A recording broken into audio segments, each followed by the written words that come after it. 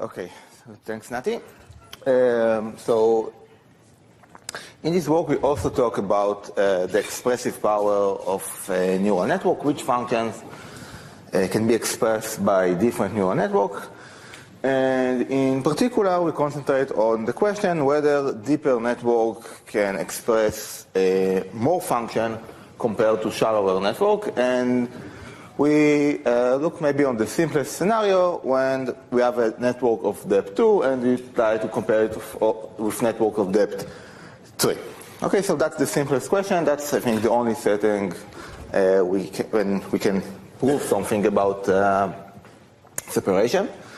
And we ask the following question: is there a function f from R to the d to, say, the real values, such that this function can be expressed by a network of depth 3 and size that is polynomial in the dimension, or at least well approximated by such a network? And on the other end, this function cannot be expressed by a network of depth 2 and size that is still polynomial in the dimension. Not only cannot be expressed, but also cannot be approximated. Okay, so what do I mean by the second part? I mean that there is some distribution d on R to the d, such that any function g that is expressible by a network of depth 2 has an L distance for f that is bounded away from 0. Okay, so there have been a few papers about this issue. There are two that I'm aware of, so let me mention them. So the first one I'm aware of is by Martens, Chattopadhyay, Pikasi, and Zemels, and they considered the inner product mod 2 function, and the corresponding distribution was the uniform distribution on the Boolean cube. And okay, so it's not very hard to show that this function can be expressed by a neural network of depth 3. And on the other hand, they showed that no network of depth 2 can express this function unless its size is exponential in D. Later on, Shamir and Aaron showed a similar result for a function f and a distribution d that are continuous and invariant to rotations of Rd. And in this work, we also show a similar result. We show that such a separation holds for any functions of the form h of the inner product, any function that is a composition of the inner product with some function h, where h is a certain complex function in the sense that it cannot be approximated by a low-degree polynomial. I'll be slightly more precise about this later. And the separation is with respect to the uniform distribution on the Cartesian product of two spheres. Okay, so let me state the main result, and for simplicity, I'll state it for a special case. It will be easier to grasp it, I think. So we'll consider the case when the function h is this function sinus sine of this to the 3 times x. Okay, so we look at the function which is the composition of the inner product with sine of d to the 3 times x. And again, for simplicity, we'll assume that all activations are the popular ReLU activation, and we'll also assume some mild bound about the weights of the network. We'll assume that they're bounded by 2 to the d. Okay, so the result holds for many other activations, but for not getting too much technical, let's restrict it to this case.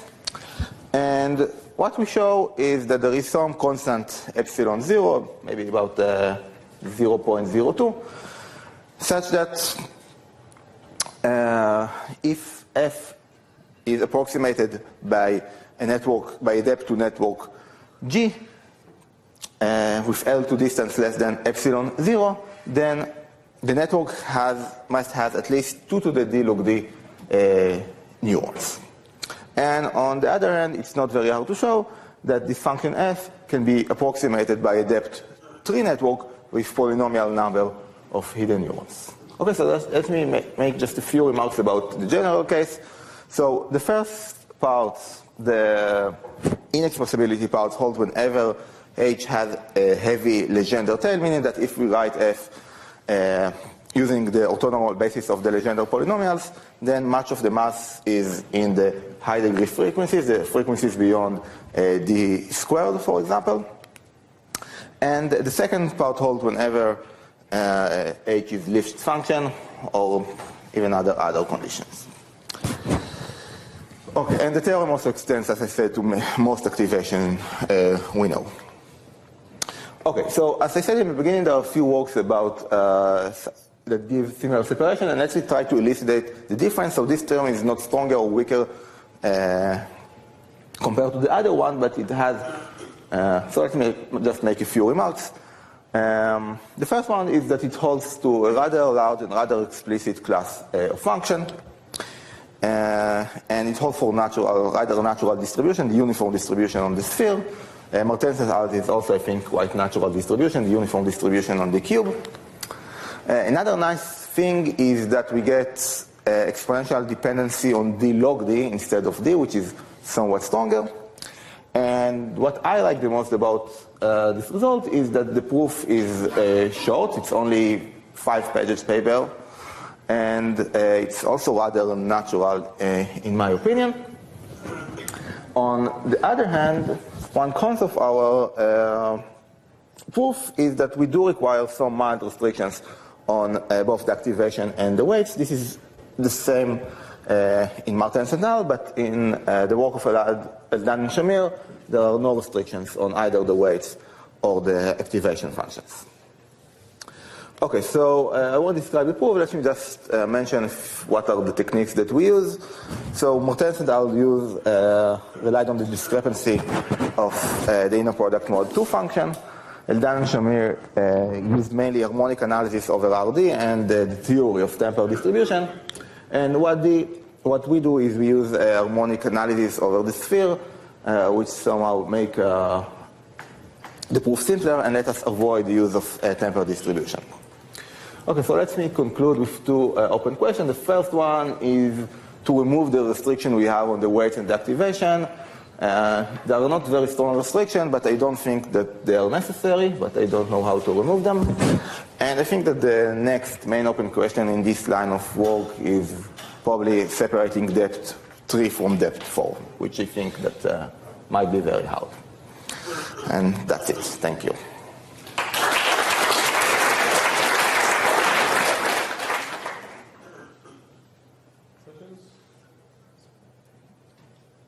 Can you, so another recent related work is for by Matros Turgowski for higher depth separation. Can you yes. Okay. Yeah. So that's kind of a different scenario. So here we look on networks that are. We look on the dimension as large, and we look on networks that are whose size is polynomial in the dimension. And in Marten's work, it's not the case. The dimension of the input data is rather small, and the depth is quite large. So the depth is kind of a polynomial quantity. Have people looked at what depth of these networks can you express pseudo-random functions, and so then you're up against the natural proofs barrier in trying to prove these separations? I fear that you could already do that at depth 3, and then that would explain the difficulty of separating it from depth 4. That's a good question. I don't know. So you said that if we can show that there is a pseudo-random generator... Pseudo-random functions, but yes. Depth 3 pseudo-random function, then this means that there is a natural proof barrier for proving separation of depth 3 and 4. Yeah. Okay, that's very interesting. I don't know about such a result, but yeah, it might. I mean, depth 3 neural network are quite expressive. It is likely that you'll have pseudo-random functions. Okay, you have a paper for 2018 already?